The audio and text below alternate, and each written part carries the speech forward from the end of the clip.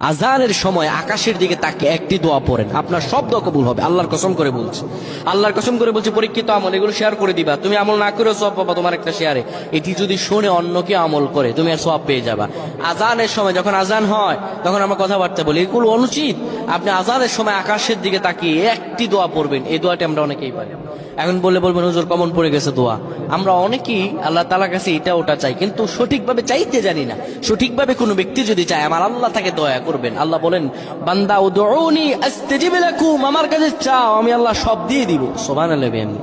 যখন আপনার আজান হয়, আজানের সময় আপনি আসমানের দিকে তাকান, তাকিয়ে আপনি বলুন, পড়তে থাকেন, আল্লাহুম্মা আনতা রাব্বি লা ইলাহা ইল্লা আনতা খলাকতানি ওয়া আনা আবদুকা ওয়া আনা আলা আহদিকা ওয়া ওয়া'দিকা মাসতাতা'তু আউযু বিকা মিন শাররি মা সানা'তু আবু'ু লাকা বিনি'মাতিকা আলাইয়া ওয়া আবু'ু বিযানবি ফাগফির লি ফাইন্নাহু লা ইয়াগফিরুয যুনুবা ইল্লা আনতা।